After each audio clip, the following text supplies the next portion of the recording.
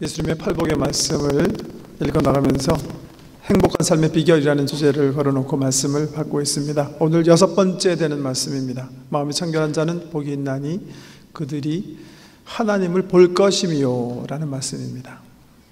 먼저요, 머리가 총명한 자는 복이 있나니 라고 말씀하시지 않은 부분에 유의하시기 바랍니다. 머리가 좋고 공부를 잘하고 많은 교육을 받을 수 있는 것은 우리 인생에 누릴 수 있는 복 중에 하나입니다. 그렇지만 좋은 복이지만 그것이 우리 기독교의 가장 기본적인 원리에서 그렇게 중요한 건 아닙니다. 그래서 같은 맥락으로요, 외모가 뛰어난 자가 복이 있나니 라고 말씀하시지 않으셨습니다. 외모가 청결한 자가 복이 있다. 외모가 뛰어나고 청결한 것도 복이죠. 특별히 여행을 많이 하시는 분들의 말에 의하면 나라를 방문하면요, 공항에서 도시로 들어가면 벌써 이 나라가 기독교 복음화된 나라인지 아닌지 금방 피부로 느낄 수 있다고 합니다. 꼭 다 그런 건 아니지만요, 대부분의 복음화된 나라들은 그 외관상으로도 청결하답니다.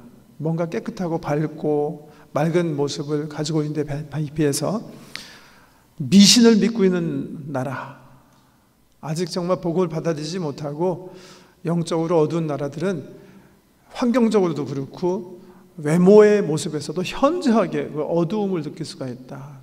그런 것이 보통 여행 많이 하시는 분들의 증언이기도 합니다. 그리스도의 복음은 우리의 외모, 도시의 외형조차도 변경시키는 그런 능력이 있습니다. 그러나 역시 그리스도의 복음의 핵심이 우리의 외모와 관계됐거나 우리 한 나라의 그 외형에 관한 것이라고 말할 수 없습니다. 기독교의 핵심적인 부분이 있다면 역시 마음입니다. 사무엘상에 보면 우리 하나님께서 이스라엘의 첫 번째 왕 사울에게 대단히 실망을 하세요. 그래서 다른 왕을 세우기 위해서 사무엘을 이새 집에 보냅니다.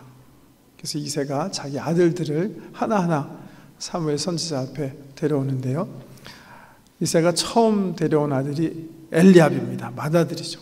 근데 그 아들을 보자마자 사무엘이 너무나 감탄하는 거예요. 너무나 좋은 거예요. 보니까 너무나 외모가 출중합니다. 그래갖고 흥분을 감추지 못하고 있는데 이때 하나님의 말씀이 사무엘에게 임해요. 기억하시죠? 사무엘아, 사람은 외모와 신장을 보지만 나 여호와 하나님은 중심을 보느니라. 우리의 하트, 우리의 중심, 우리의 마음을 보신 하나님. 하나님의 가장 주된 마음은 우리 인생들이 어떤 마음을 가지고 사느냐이다. 마음을 보시는 하나님. 그런 관점에서 청결한 마음, 참 중요한 그런 마음입니다. 근데 청결한 마음이 의미하는 바가 뭘까요? 헬라어 원어에 보니까 카라사로스라는 그런 원어로 이 청결이라는 단어가 사용되어졌는데요, 그 원어의 뜻이 크게 두 가지입니다.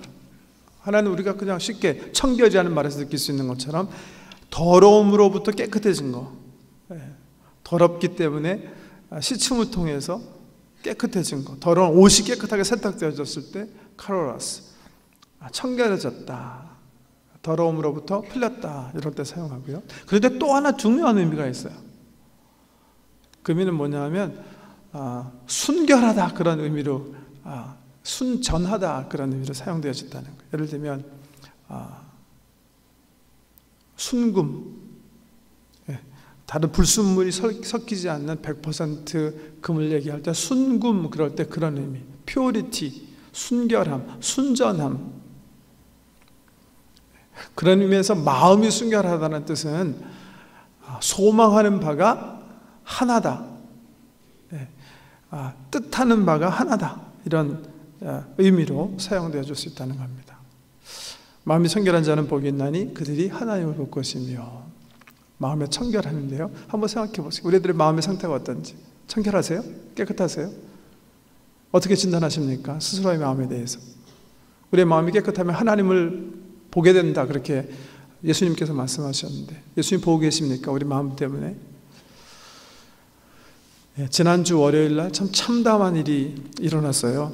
어디서 일어났냐면 우리 온타리오 호수 건너서, 토론토에서 건너서 남쪽으로 내려가면 미국의 큰 도시 중에 하나인 뉴욕 스테이트의 그 라체스터라는 도시, 그 옆에 그리스 카운티라는 데서, 여러분 아마 신문지상 또 방송을 통해서 들으셨을 텐데요, 정말 믿겨지지 않는 일이 일어났어요.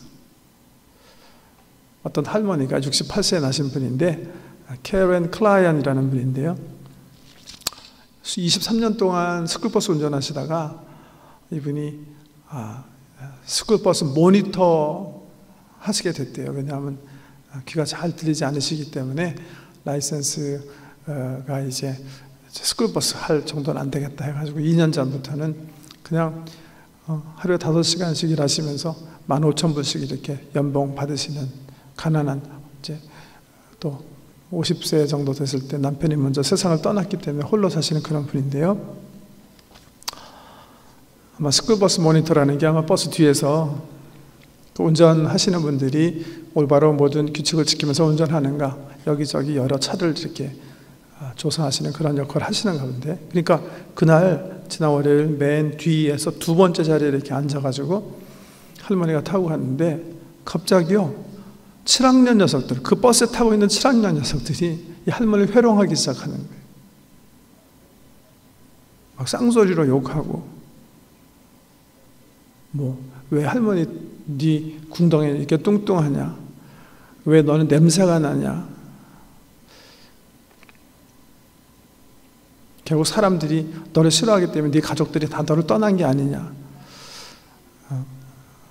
내가 너 보기 싫어서 네 가족들이 다 자살해서 죽은 거 아니냐. 근데 참 놀랍게 그 할아버지, 그 할머니 아들이 10년 전에 여러 가지 우울증으로 자살을 한 그런 할머니인데요, 그리고 막 할머니 말 이렇게 막 손가락으로 찌르기도 하고, 수업의 마지막 날이라 아이들이 그 이어 앨범 가지고 있었는데 그거 가지고서 할머니 막 겨드랑이 찌르고, 갖은 욕을, 정말 우리 예배 시간에 말씀드릴 수 없는 막 쌍스러운 욕을 막 해대고 하면서 한 10분 동안 계속 할머니를 희롱한 거예요.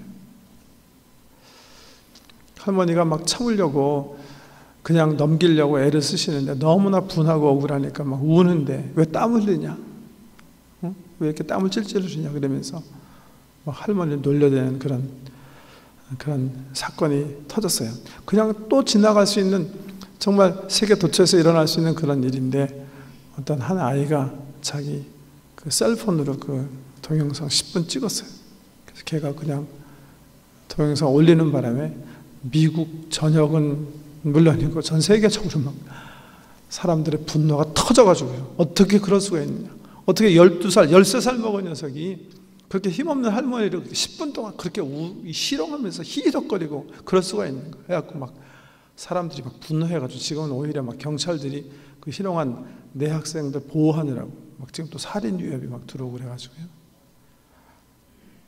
여러 가지 일들이 일어나는데, 화면 준비했는데 보지 마시고요. 제가 이렇게 보니까 보면서도 막 속이 이렇게 막 타고 끓더라고요. 어떻게 저렇게 잔인하게 그럴 수가 있을까? 자기 할머니 된 아이 여성분에게 어떻게 그렇게 그런 불행함을 범할 수가 있을까 하는 그런 엄청난 사건이 일어났습니다. 여러분, 그런 사건이 일어날 때 저 나쁜 자식들이라고만 생각하지 마세요. 그게 우리 인생의 마음의 표출이에요. 오히려 그런 사건이 일어날 때 우리 속에는 저런 마음이 없는지 살펴보시는 게 옳습니다. 왜냐하면 성경은 우리 인생의 마음에 대해서 그렇게 좋게 표현하지 않으세요. 에레미야 선지자가 자기 민족은 정말 하나님의 은혜를 받은 민족이고 다른 어떤 민족보다도 하나님께서 은혜를 주시고 말씀도 주시고 여러 가지 표적과 기사로 자기 자신을 드러낸 민족인데도 불구하고 왜 저렇게 우리 민족조차도 하나님을 올바로 섬기지 못하는가? 왜 다른 어떤 민족보다도 은혜를 받았는데도 하나님 말씀을 없이 여기고 악의를 행하는가? 왜 그러다가 결국은 또 하나님의 이 징계 채찍을 맞는가? 이 고민을 하는 중에 계시의 마음을 받아서 예레미야 17장 보면 이렇게 부르짖어요. 만물보다 심히 부패한 것이 사람의 마음인데 그것을 누가 알겠는가? 아세요? 우리의 마음이 그렇다는 거예요. 로마서 1장 보면 우리 마음에 대해서 바울이 얘기하면서요, 하나님을 알 수 있도록 하나님께서 우리 마음속에 충분한 은혜를 베풀어 주셨지만 하나님을 알기는커녕 그 마음이 오히려 더욱 어두워져서 더 그냥 비방과 다툼과 싸움만 있지 않는 그런 마음들이 되었다. 그렇게 표현하고 계세요. 여러분 마음 어떠세요? 어떻게 생각하세요? 우리들의 마음 상태 청결합니까? 그래서 우리가 하나님 볼 수 있습니까? 마음이 청결한 자는 복이 있나니 그들이 하나님을 볼 것이라. 왜 예수님은 청결한 마음을 가진 사람이 행복한 자다 그렇게 얘기했을까요? 행복한 자 그대요 청결한 마음을 소지한 자로다. 왜 청결한 마음 가진 사람이 행복할까요? 청결하지 않고 삶을 사는 사람들의 삶을 보면 쉽게 느낄 수가 있겠죠. 네. 오래전에 이렇게 신문에 나온 거 보니까 어떤 사람이 대형 사기를 치고 잠적해서 형사범으로 이제 구속되지 않기 위해서 도망다니는데 23년 도망다녔어요. 23년 반. 근데 1년 반인가 뭐 더 지나면 이제 그 죄형이 이제 말소되는 거예요. 형사가 더 이상 이 사람의 죄를 조사할 수 없는 그런 말소 시한이 다가오는데요. 근데 그 사람이 23년 반 도망다니다가 스스로 경찰에 와서 자수를 했다는 거예요. 그래가지고서는 신문에서 취재가 되고 인터뷰를 하는데 신문 기자가 물은 거예요. 어떻게, 아니 1년 반만 더 숨어 살면 이제 형 안 살아도 되는데 왜 자수를 했습니까? 23년 동안 성공적으로 잠적해서 살았는데 왜 스스로 자기 자신을 드러냈습니까? 이렇게 물어보니까 그 사람이 그렇게 대답했더라고요. 지금 남은 인생만이라도 그냥 벌 받고 다리 펴고 편안하게 잠자기 위해서입니다. 악의를 품고 남에게 해를 주고 죄를 범하고 그 죄에 대한 값을 치르지 않고 살면 참 편안하고 즐거운 그런 삶일 것 같지만 그렇지 않다는 거예요. 그게 지옥이더라는 거죠. 지옥. 죄를 품고 사는 게 지옥입니다. 청결한 마음은요, 상대적으로 행복인 거죠. 그래서 옛날 한국 어른들 말에 맞은 놈이 발 뻗고 잔다 그러지 않습니까? 상대적으로요. 친놈은 항상 불안 속에서 잠자는 거예요. 악한 마음, 그 마음은 그 자체가 지옥이에요. 마음이 청결한 자는 복이 있나니 그들이 하나님을 볼 것이라. 우리는 어떻게 청결한 마음을 얻습니까? 여러분은 동영상 보진 않았는데요, 12살, 13살 먹은 아이, 정말 시칠 수 없는 그 죄를 범한 아이, 어떻게 그 죄에서 해방될 수 있습니까? 학교에서는 보니까 1년 정학 처분할 거로 알려졌던데요, 정학당하면 그 양심에 묻은 더러움이 깨끗하게 집니까? 아니면 요즘 과학이 발달했다고 하니까 그들의 양심과 그들의 죄악, 그들이 품은 잘못을 깨끗하게 할 어떤 화학적 약품이 있던가요? 어떻게 해야 이들의 마음이, 아니 같은 범죄로, 크고 작은 범죄로 더럽혀진 우리들의 마음이 깨끗해질 수 있습니까? 여러분, 우리의 마음을 청결하게 할 수 있는 길은 딱 하나입니다. 예수의 피, 그것밖에 없습니다. 스가랴 선지자는요, 그 영광스러운 예수 그리스도의 피에 대해서 예수님 오시기 전, 수백 년 전에 우리 인류 역사 가운데 펼쳐질 가장 중요한 그날을 이렇게 예언합니다. 그날에 죄와 더러움을 씻는 셈이 다윗의 족속과 예루살렘 거민을 위해서 열릴 것입니다. 그날에 생수가 예루살렘에서 솟아나서 동서남북 사방으로 흘러갈 것입니다. 여러분, 그날을 기억하십니까? 로마 병정이 십자가에 못 박힌 우리 구주 예수 그리스도의 옆구리를 창으로 찍던 그날, 그 순간, 그 생명의 샘, 우리의 죄를 씻어주시는 그 귀한 샘물은 열리게 된 겁니다. 그리고 그 이후부터 그 예수 그리스도의 피를 주장하는 사람, 그 생명의 생수에 뛰어드는 자마다 죄와 더러움으로부터 해방되는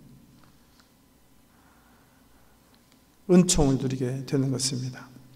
그 보혈을 주장하는 모든 사람에게 청결함은 선물로 주어질 것입니다. 이것이 보혈의 능력입니다. 세상의 철학이나 과학이 감히 흉내낼 수도 이해할 수도 없는 예수 그리스도의 복음과 그 보혈의 능력입니다. 보혈의 강가에 뛰어드는 자마다 청결함을 얻고 점점 더 거룩함을 추구할 수 있게 될 것입니다. 그렇지만 주어진 거룩함은 잘 유지가 되어야 되겠죠. 그래서 첫 번째, 마음의 청결함을 위해서 우리가 구해야 될 게 예수 그리스도의 보혈의 능력이라면, 두 번째 중요한 원칙은요, 마음 관리를 잘하는 겁니다. 그래서 잠언 4장 23절 말씀하시면, 무릇 경영할 만한 것보다 내 마음을 지키라. 이는 생명의 근원이 내 마음에서 남이니라. 결국 내가 내 마음을 어떻게 관리하느냐에 따라서 하나님께서 우리에게 선물로 주신 이 깨끗한 마음들을 어떻게 다시 관리하냐에 따라서 내가 청결한 마음을 유지할 수 있는가, 유지할 수 없는가 결정되어지는 겁니다.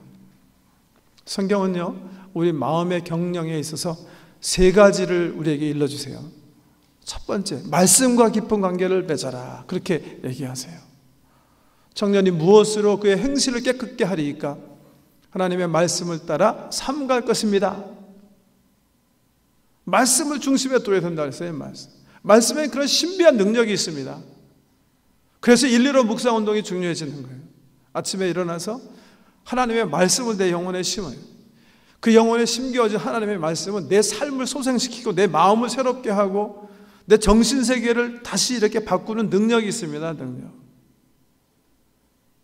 그래서 여호와의 율법을 즐거워하는 사람, 그 율법을 묵상하는 사람, 이런 사람들이 영광스러운 열매들을 맺게 되는 겁니다. 하나님의 말씀. 우리 예수님께서도 그러셨죠. 십자가 달리시기 그 전날 밤 제자들 모으시고 발을 씻친 다음에 발을 씻으시면서, 얘들아, 이미 너희들은 내 말로 깨끗하게 되었다. 하나님의 말씀을 사모하시고 접하셔야 됩니다. 또 요한복음 17장에 보면 교회를 위해서 기도하시면서 예수님께서 그렇게 기도하세요. 아버지여, 진리로 저희를 거룩하게 하십시오. 하나님의 말씀이 진리이십니다. 그렇게 고백합니다. 하나님의 말씀, 그 진리는 우리의 영혼을 소생시키고 우리의 영혼을 정결케 하는 그런 능력이 있습니다. 이 묵상을 깊이 연구한 사람들은 그렇게 얘기해요.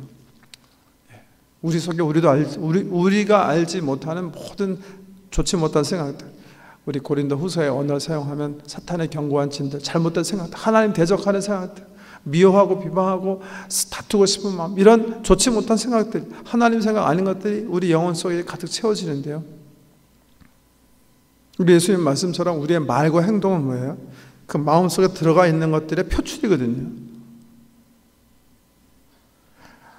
우리 마음을 잘 관리하고 다뤄야 되는데 어떻게 이 마음에 입력된 그런 개념들, 그런 감정들, 이런 것들을 새롭게 할 수 있을까? 묵상이에요, 묵상. 하나님의 말씀을 묵상하면요, 그 묵상이 내 속에 있는 개념, 잘못된 그런 감성, 이런 것들을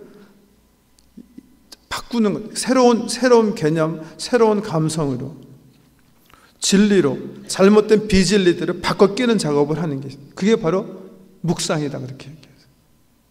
말씀과 깊은 관계를 맺고 묵상이 힘들 때 그 말씀에서 나오는 그 광염의 능력으로 우리 영혼이 청결하게 되는 줄 믿으시기 바랍니다. 말씀을 가까이 하시고 다른 방법이 없습니다.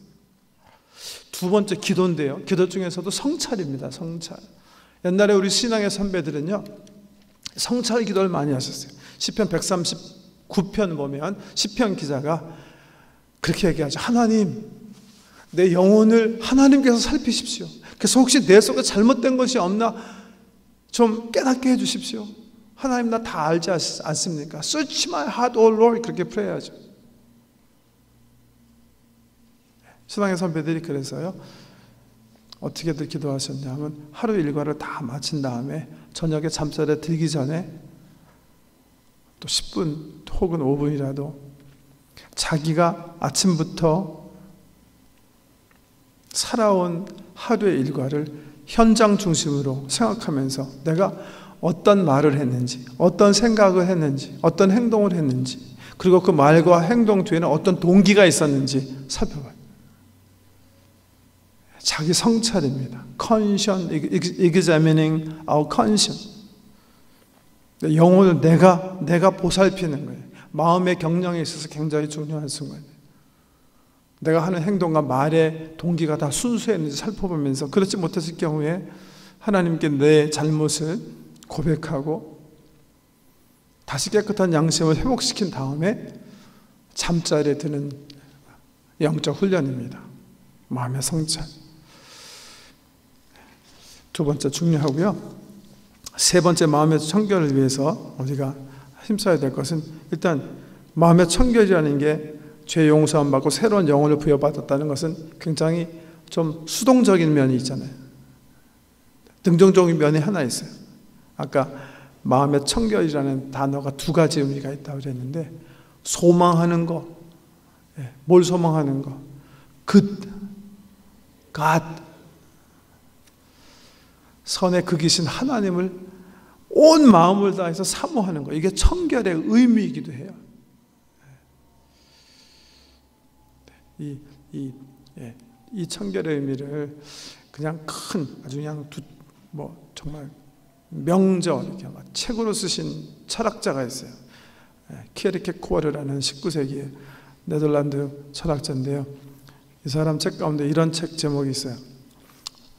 Purity of the heart is to will one thing 이라는 그 책 제목이에요. Purity of the heart is to will one thing. 마음의 청결함이란 한 가지를 소망하는 거다라는 책이에요. 그 한 가지는 뭐예요? 선이에요, 선. The goodness. 그래서 그분이 그 책에서 권면하는 내용을 보면, 아까 말씀드린 성찰과도 관계가 있는데, 우리의 삶 속에 말되어지고 행동되어지는 것들을 살펴보면서 내가 어떤 동기에서 이런 말을 했고 이런 행동을 했는지, 정말 순수한 동기로 하나님께 영광이 되는 그런 하나님의 영광을 목표로 하는 그런 거였는지, 혹은 좋지 못한 동기로 했는지, 그 동기를 자꾸만 묻고 하면서 내 마음을 새롭게 하는 게 중요하다, 이렇게 얘기하세요. 그러면서 그분이 뭐라고 그러냐면, 그 선의 궁극은 두말할 것 없이 선 그 자체이신 하나님이세요.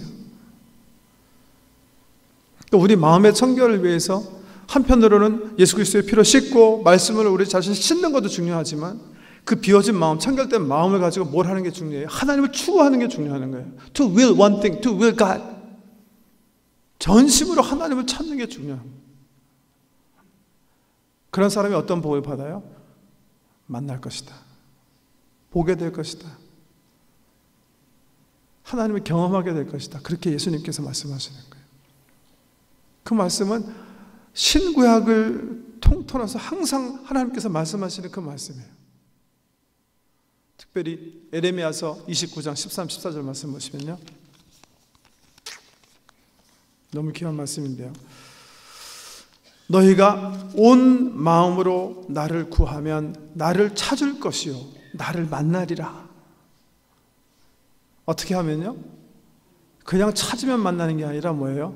With all your heart 이렇게 되어 있어요. 온 마음을 다해서 전심으로 내가 나를 찾으면 내가 찾을 것이다. 그 다음에 declares the Lord 그렇게 나오고 그 다음 절에 보면 I'll be found by you. 나는 너희를 만날 것이며 이렇게 한국말로 되어 있던데요. 어떻게 하면? 우리가 온 마음과 전심으로 하나님을 찾으면. 우리 예수님은 특별히 성령 하나님의 성령 시대를 얘기하시면서 성령님을 구할 때 그렇게 구하라 얘기하시죠. 어떻게? 구해라. 찾아라. 문을 두들겨라. 어떻게 하라는 거예요? 온 마음과 정성을 다해서 전심으로. 그래서 초대교회가 우리 예수님께서 승천하신 후에 마가의 다락방에 모여서 교회가 기도한 거 보면 그렇게 표현해요. 더불어서 함께 전심으로. 이 실질적으로 그렇습니다. 하나님께 은혜를 받고 또 하나님 이렇게 정말 베풀어 주시는 그 만남을 경험한 분들 보면 공통점이 하나 있어요. 공통점. 그게 뭐예요? 전심으로 찾는 거예요. 우리 아주 특별한 만남 기도회 할 때도 보면 역시 그래요. 하나님을 갈망하는 마음조차도 하나님께서 주신 은혜라고 볼 수 있겠습니다만은 나는 정말 이번 기회에 하나님 만나야 되겠다. 하나님께서 주시는 은사나 등등을 통해서라도 내가 하나님을 꼭 경험해야 되겠다. 그냥 열심을 가지고요. 자리 잡을 때부터 맨 앞에 나와가지고 나는 절대 그냥 못 내려간다. 결심하고 울부짖는 사람들이 역시 은혜를 받아요. 그냥 주문 받고 아니면 없어도 되니까 그런 분들이 은혜 받았다는 걸 제가 들어보지 못했어요. 그렇다고 무슨 통성으로 하고 그래야 전 그렇게 생각하지 않습니다.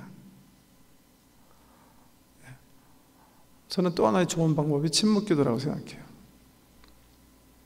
2, 3일 동안 나는 세상 생각하지 않고 하나님만 구합니다. 하나님 얼굴만 구합니다.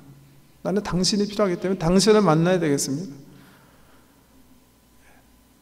일하던 거 손 놓고 내 영혼이 하나님을 갈망해서 찾아 나가 보시면 거의 틀림없이요. 그 전심으로 찾는 하나님이 그 하나님을 찾는 마음 하나님께서 축복하세요. 말씀 그대로예요. 너희가 온 마음으로 나를 구하면 나를 찾을 것이다. 마음이 청결한 자는 순전한 마음으로 하나님을 구하고 찾는 사람이 나를 볼 것이며 그런 약속의 말씀입니다. 열심히 내세요. 열심히 내셔야 됩니다. 우리가 이 2부 예배들 1, 2부 예배 둘 다군요. 첫 찬양도 바로 저는 이 에레미야 29장 말씀을 기초로 한 찬송이 아닌가 그렇게 생각하는데 순분들이 온 마음 다해 사랑합니다. 온 마음 다해 주 섬기기 원합니다. 하나님께서 보기 원하시는 것은 그 순전한 마음이에요. 예배할 때도 그렇고 기도하실 때도 그렇고요. 관찰자가 되시면 안 돼요. 예배자가 되셔야 됩니다.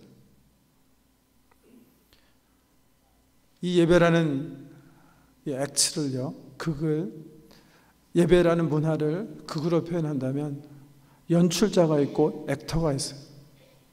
그다음에 심판자가 있어요. 예배를 하시면서 심판하지 마십시오. 여러분은 예배자셔야 됩니다. 누가 기도하실 때도 그 장로님이 기도하시고 권사님 집사님이 기도하실 때 함께 기도를 올리셔야 됩니다. 아멘. 맞습니다. 저 기도가 바로 내 기도입니다. 그 기도가 온 마음으로 올려져요. 그래야 응답이 있고 만남이 있습니다. 찬양하실 때도요, 노래를 부르시면 안 됩니다. 노래를 부르실 수가 있고 찬양하실 수가 있어요.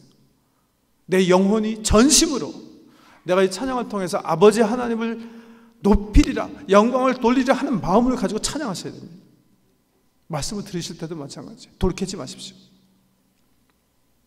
제가 실수할 수 있고 성경의 진리가 아닌 부분을 잘못 전할 수도 있습니다. 그렇지만 그 돌을 캐지 마십시오. 여러분, 금을 캐셔야 됩니다. 하나님의 말씀은 금입니다. 우리 영혼에. 광산에서 땅을 파는 사람들이 돌 캐라고 그렇게 땀 흘려 일하지 않습니까? 귀한 시간 내셨으니까 어떻게 해요? 하나님께서 우리에게 주시는 그 보화의 말씀, 그 보물을 찾은, 그 갈망하는 마음, 전심, 온 마음, 이 마음을 가지고 예배하시는 거예요.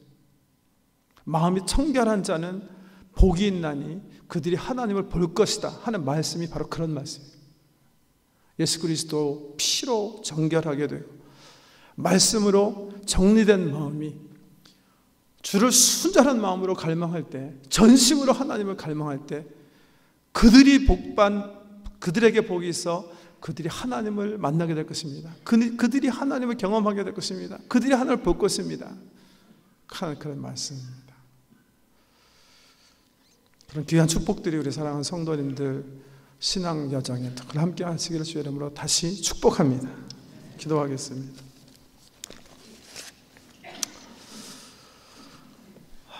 주님, 우리 마음을 성찰할 수 있는 지혜를 허락해 주시고, 기본적으로 우리가 품고 있는 생각들이 얼마나 악한 생각들인지 우리 자신에 대한 이해의 그 폭을 넓힐 수 있도록 계시의 정신과 지혜의 마음도 허락해 주시고, 특별히 말씀을 대할 때마다 거울 대신 이 말씀에 자기 자신을 비춰 정결한 마음으로 회복되어지는 귀한 은총들을 누릴 수 있도록 도와주시옵소서. 정한 마음, 재창조해 주시는 은혜를 그대로 만족할 것이 아니라 전심으로 하나님을 구하게 하시고, 다른 어떤 것보다 하나님을 소망하며 살아서 그런 자들이 받아 누리는 하나님을 만나고 하나님의 은혜를 체험하는 귀한 은총을 누리며 살게 해 주시옵소서. 예수님 이름으로 기도드립니다.